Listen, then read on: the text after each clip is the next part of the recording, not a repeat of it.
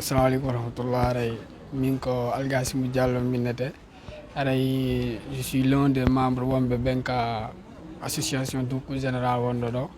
Lantawa Wombe Benka bureau ton. Donc yande men ari do football Rebus avenue Sénégal Dakar do footingol génération fo nokku gotum wona nokku gotum yewta fi affaire dugu kundara ko no wata hebirde ideji no wawen développer de kam meden donc aray Modi Umar no do e Modi Ibrahima e Mamadou e Ousmane Diallo yollitingel donc aray kambe kadi be présente to be yewtana en kambe kadi ko yowiti par rapport e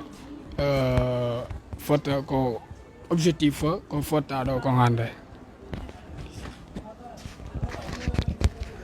Assalamu alaikum warahmatullahi wabarakatuh. Haray min ko Alpha Omar Diallo dukuku. Haray comme no Algasimu yewtiri do ni haray min kadi ko mi tawado e membre beben ka association dukuku général wondo do e Dakar. Min haray ko poste relation extérieure mi jogi ton. Haray comme no o yewtiri do ni hirde nden ko objectif on ko mottindirgol génération hira nokku gotum pour yo ɓurte wowondirede andindirede susindire sabu ko projet ji habbiɗi jeunesse on dukuku par ce que haray comme no andirɗen noon haray piiji buy no habbi en dukuku ɗum ko jeunesse on ɗin ɗon ɗi habbi haray ko ɗum woni objectif hirde nde koye aru fotten nokku gotum hira yewta idéji yalta ndara no réalisera e ɗin idéji yaltude ni haray mi jonna Ibrahima kanko kadi o continue e mum seeɗa. Assalamu alaikum warahmatullahi wabarakatuh. Haray mi hiwrike jama fof min ko Ibrahima Diallo duguku hoore dépôt. Haray hande meɗen fotti ɗo hande woni bimbi julde woɓɓe ɓen woɓɓe ñande julde.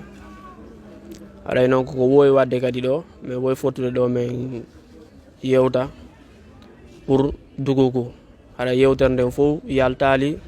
fi ko moƴƴinta duguku.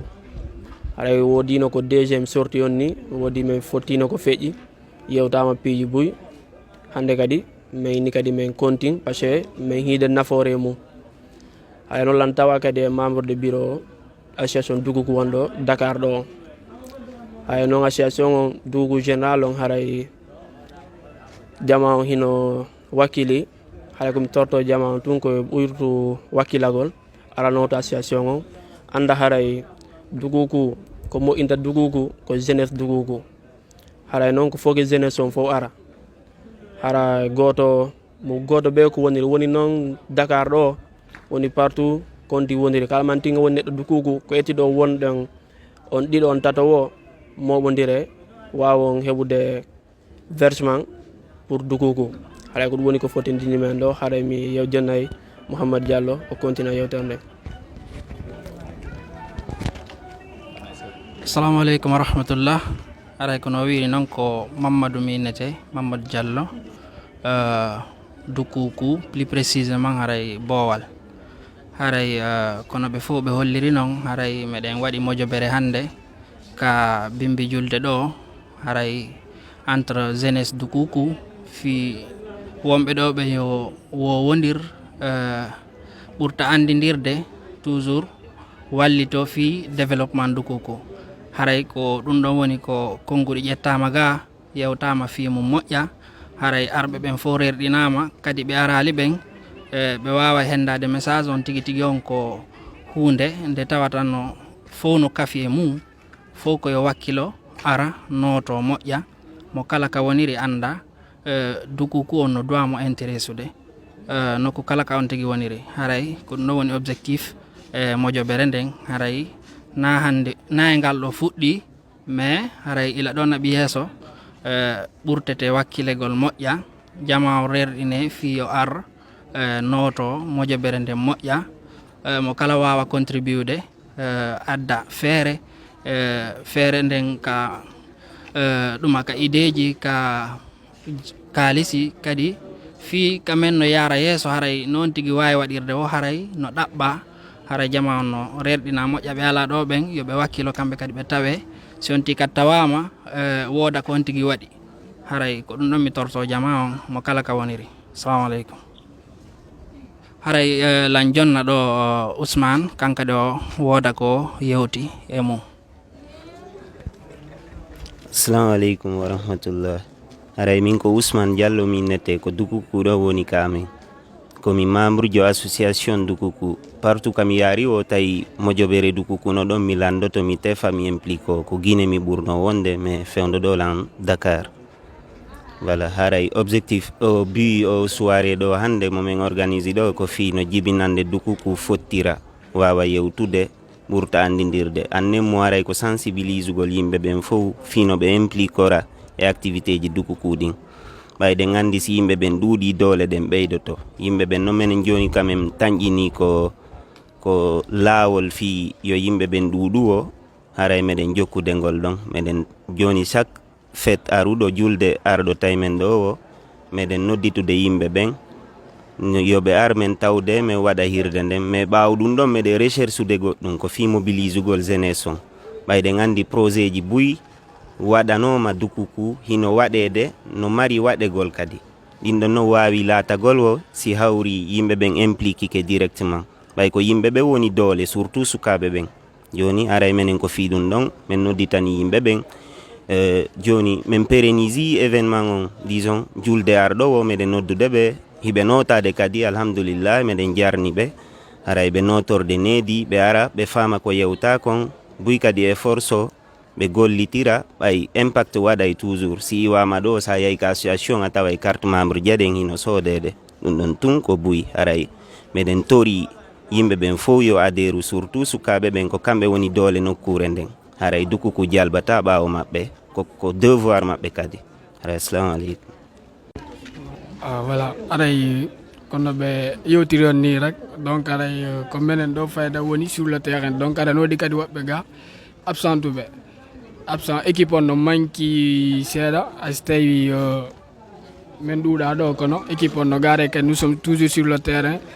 ko woni objectif amen on ko fino Dukuku avancera waɗa no développe fo wonen e hunde wotere donc aray en jonta kadi modi vraiment woda ko avancani hen seeɗa par rapport kadi e événement ay feƴƴi ɗon mi andintinay rek haray menen ɓe woluɓe ɗo hayna menen woni minen tu woni jeunesse Dukuku wonɓe Sénégal hayno woodi hooreɓe amen hay noon ko menen Allah newni hande yemen arɗo haray noon hooreɓe no ton mono mari bureau complet haray wona menen ɓe hiiɗoɓe ɗo ɓen tun woni haray ko représenté Dukuku Sénégal ɗo haray hooreɓe ton ko won tum ɓayta haray hande tan on permettali woɓɓe gon ton yeɓe arɗo haray ko wasi ɓe imminime men ɗo mi armen gérna men programme o wawa findinde jeunesse on ɓe anda ko woni programme ji Dukuku ɗum par ce que watnile hande nde Dukuku avancement no hewde alhamdoulillahi haray jaman ko e eto kala man ti neɗɗo ko woniri eto lando ko honto Dukuku woni e moɓodirde eto o ɓaɗo toon o anda ko woni woni probléme ji Dukuku ko woni programme ji Dukuku o wakkilo par ce que hande partout Dukuku ko woniri jama no wakkili etege ha heɓama association wonɗa heɓama intellan groupe international kala man ti neɗɗo mo Dukuku haray no wawi etade humpito ɗum ɗon adhére o nder toon o wawa andude ko woni programme ji Dukuku haray kadi no woodi projet ji boyi fenɗo wonaɗi wonɗi en courant ɗi yewtede fi mum woni piiji fuɗɗanoɗi ko men woni kadi e piiji fuɗɗoyteɗi hay ɗum noon fof mo kala mantin ko woni komi toroto haray on tigui eto ɗaɓɓita ɗimmojo mum anda ko honto association Dukuku ko honto groupe mum o woni groupe WhatsApp no woodi groupe Telegram no woodi on tigui eto ara toon anda programme ji ɗin ko honno fewdori haray jama mi toritto jama fof mo be ko woniri e neɗɗo mo Dukuku yo andu haray Dukuku no woodi ko duwa Dukuku on digo e wakkilo ɗum ɗon haysi waɗali fi mum mais ɓiɗɗo mum walla tanira mum jango nafitoroyay tawi ɗum ɗon kadi fof wonali haray no andu haray mo Dukuku si nafitori tun haray kanko ko baraji wodanimo hay mi toto jama fof jama wakkilo moƴƴa fino Dukuku yara yesso se wakkili ko inchallah Allah walla en no yara yesso assalamu aleykum wa rahmatullah. ok moɗi maɗo ɗa moɗi Ibrahima aɗa weltanama kono wirɗano rek donc aray ko ɗum ɗo woni objectif amen on ɗo no souligniri noon kadi équipe on no hooreɓe no dow ton hooreɓe no dow ton par ce que président on no ton secrétaire on tout no ton minen ɗo haray juste que ko une partie de l'équipe en fait donc are ɓe minimum men ari ga wallita onno nodditugol jeunesse on par ce que le gandi ko jeunesse on ko implique to ko ɗo ɓuuri marde importance par ce que ko ene woni relais on donc haray ko menen jeunesse on enen jeunesse on autant pour moi doit ɓurde wakkilade no dukuku développera donc du coup aray ko ɗum ɗo min marno ko min holli ton aray men incita kadi hedditiɓe fof mo kala yo wakkilo ko woniri ton fi no kam men avancira ɓurten jondidirgol juuɗe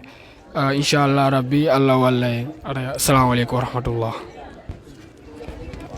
Assalamu aleykum wa rahmatullah. Encore une fois haray ko comme no ɓeɗo yewtiri noon tun haray hande en alerta e dukuku partout au monde mo ɓe kala ko mo dukuku woni yo ɓeydu wakkilagol mais en ɓurtay wattinende yilla wonɓe ɓen Fouta kamen dukuku wonɓe ɓen jooɗiɓe ɓen ton yoɓe ɓurtu wakkilade wallitano yaltuɓe ɓen se yaltuɓe ɓen hande no wallidirde fino fof moɓodira wona e hunde wotere donc haray ko projet ji ɗi waɗete kon kadi haray yoɓe ɓurtu en wallito en moƴƴa ha ko projet ji wona ɗe yewtede comme no ɓe yewtiri noon ko groupe ji WhatsApp dukuku international ay haray anduɓeɓen siɓe jentike ɓe andi piiji buyno wolede ton donc haray wonɓe ɓen ka hunde réalisé te ɗon haray yoɓe ɓurtu en wallidade ɓe wallito en moƴƴa ɓe darano en comme no ɓe woni en dararade no mais ɓe ɓeyda effort on inchallah haray ɗen tañƴini ko hunde nden yen nafa mum moƴƴa sen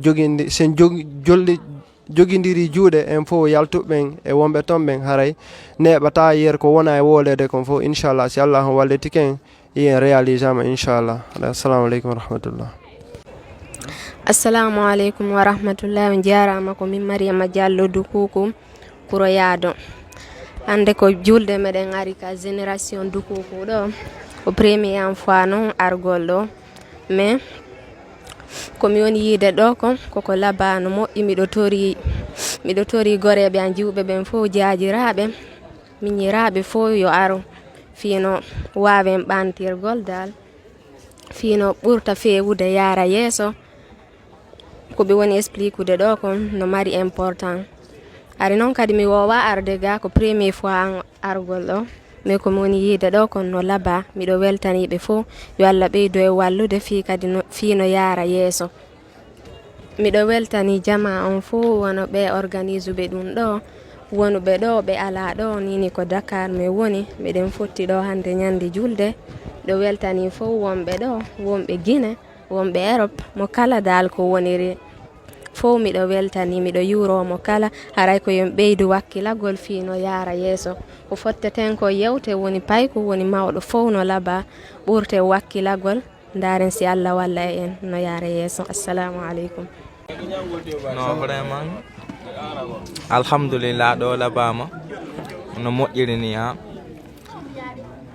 kono yirɗa juldere nden juldere nden so wona e wunda wotere juldere nde weeli jeunesse on kadi ɓe golli ɓe weltanama ɓe fof vraiment no labirani ha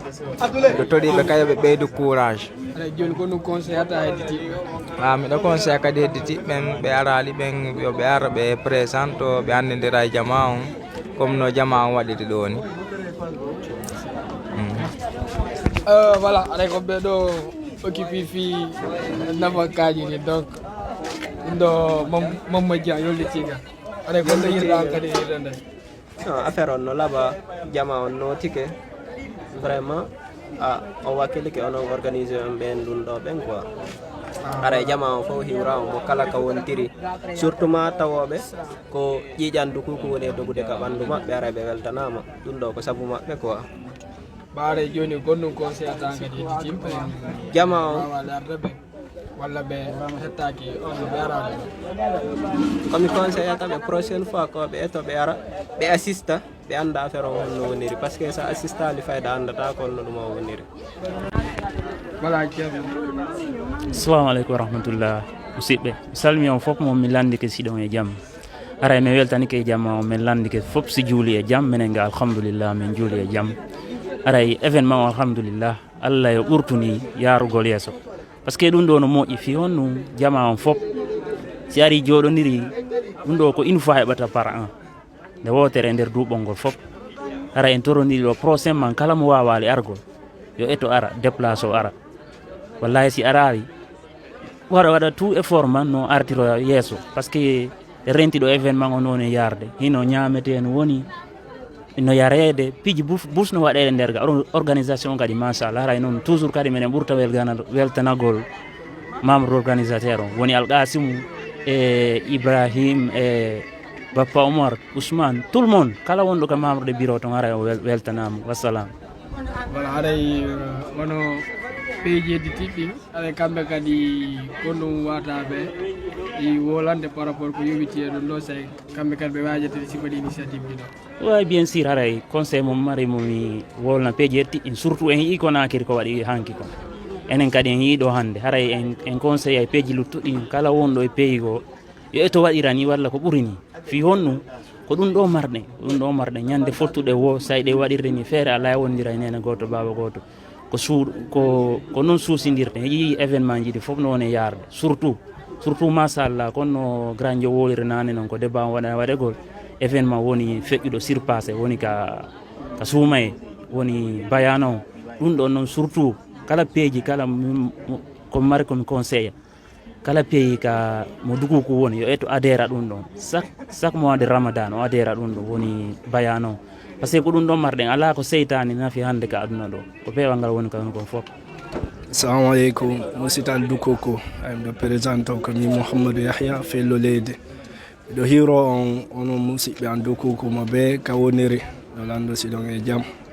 Ara menen alhamdulillah menen e jam e juli e jam. Ara hande ko welo men mari men juli e jam. Foti e music be amen hoggo amen woto. Musidal Dukoko hirama foti mo be weltike haray Allah nawran e yeso jokkere en ɗam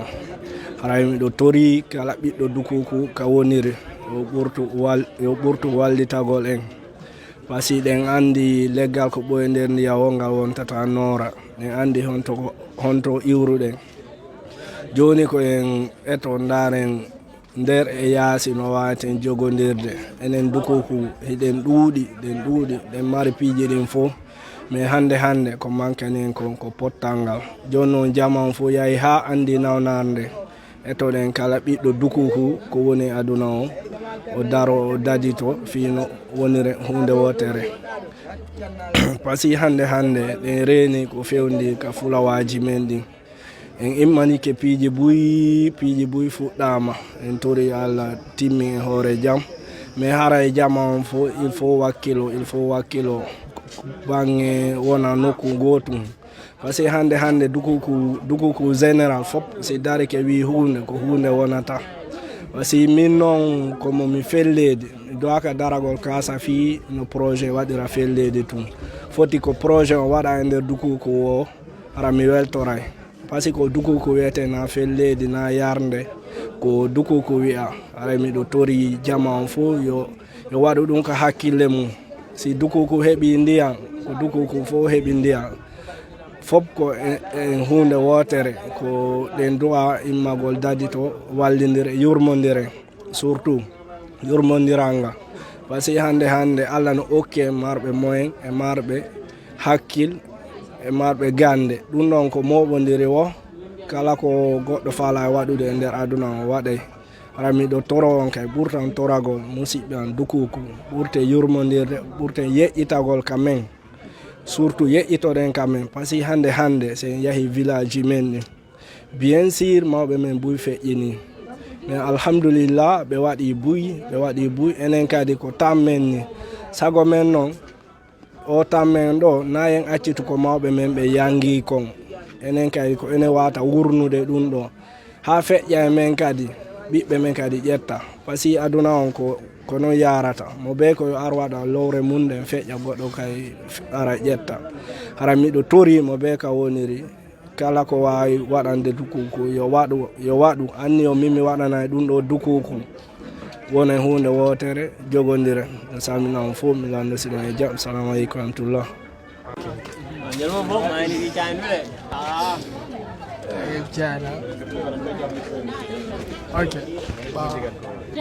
julderde juldere si yaari ni aray machallah weli moƴƴano allah naɓirange yeeso jonnon ko ɗum conseillata sonna ɓedditi ɗum par rapport ɗo de ko yo ɓurte wakkilede tan allah naɓirange yeeso. Assalamu alaikum. Hilanginne Marsodo Diallo mo Dukuku. Mi weltike e futtigal ngal ɗo no doit continuer fi yo yimɓe ɓe ɓurto andidirgol invita heddiɓe ɓen kadi arto bokka e association o dal. Merci.